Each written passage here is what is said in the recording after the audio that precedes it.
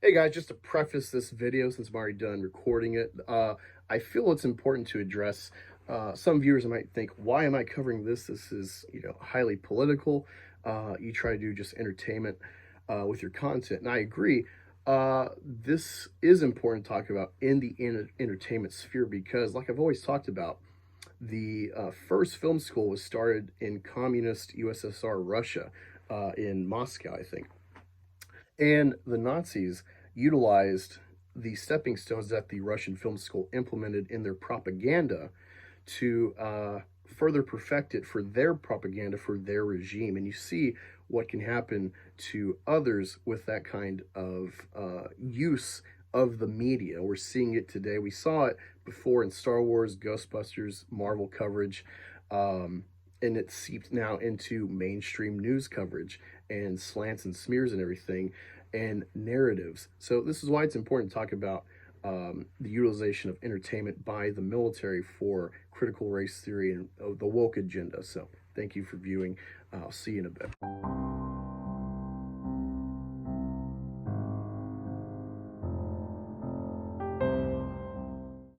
Hey guys, welcome to Black Angus Review. So here we're talking about the military, specifically the Army, going more woke.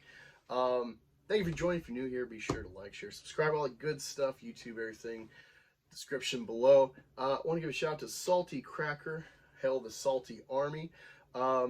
He brought this to my attention with this coverage, and I want to give my insight as a veteran.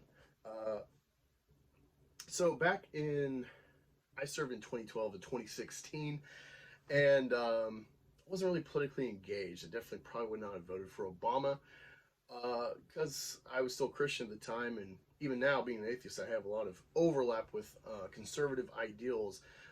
Just kind of get there with a different track. But yeah, there's some woke crap going on, and I would say the Me Too movement really got its start in the military, and that is because the military, historically, both good and bad, has been a breeding ground for social change. I don't think that fact is good or bad. It's just a fact of the matter because you have a test subject population to kind of finagle with. Key thing that I can think of, and there's things before I've even really dug into this, but back in 1918 or so, that's where vaccinations with the flu back then in World War I, that's where things started being implemented, and it goes further into the general population when it works out. Me Too, of course, was starting in the military with this whole SHARP training when I was in, which was sexual harassment and rape prevention, and it was pretty much just a quarterly, at minimum, forced training that all men are rapists. If you're both drunk, the man is a rapist. Just really wacky things that didn't make any sense, and it really bred this distrust. At least that's the intent, I think, breeding distrust of your fellow man, because it's mostly men, especially in combat units, barring especially attachment. It's one of the reasons I didn't try to re-enlist. But yeah, it's crazy. So now, just like the CIA, just like Cartoon Network, every facet of your life, SJWs try to worm in and corrode the foundation and restructure with right think, because it's clearly wrong think. I think this is important to talk about because this is a real sign of where we're at, that even our military, a fraternity that should be hyper masculine, this is a force that you have to protect your borders and your allies and your interests globally. You don't want a bunch of soy boys and diversity hire quotas filling your ranks with ideology that goes counter to being, at minimum, at the base, every military personnel, first and foremost, is a rifle, and then their specialty second, even though we have the luxury generally of getting to fit in those cogs. So if you haven't seen it, I'll play you the Army ad right now.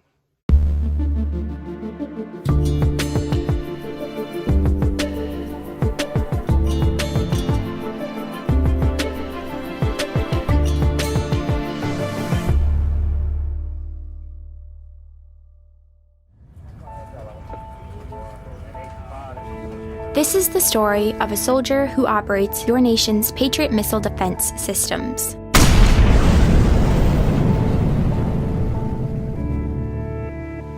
It begins in California, with a little girl raised by two moms.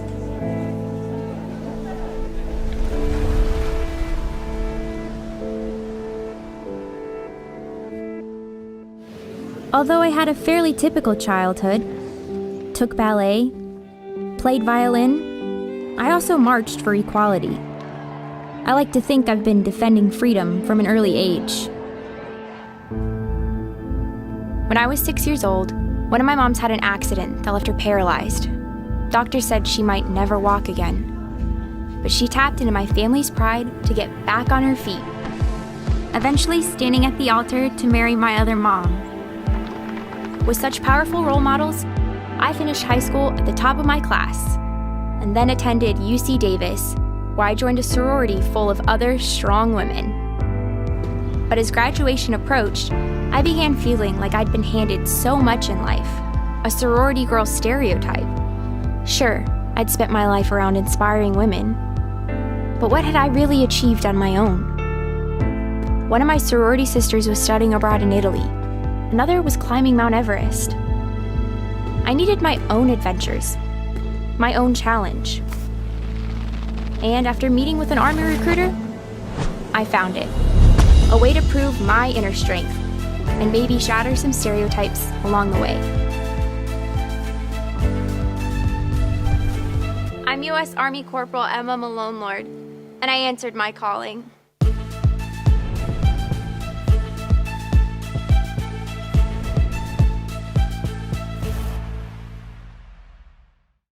And this is just one of many.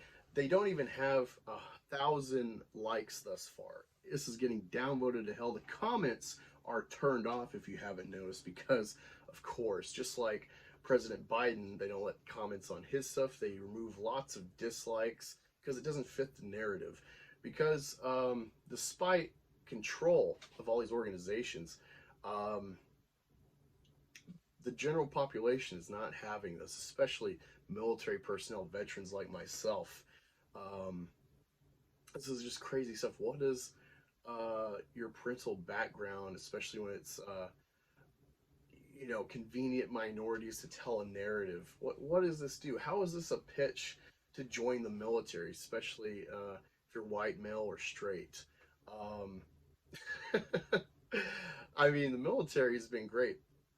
It's been a pathway for prison-bound people to turn their life around by doing service, kind of like other countries do with essentially a draft, a bare minimum 2 to 4 year service time, and also immigration.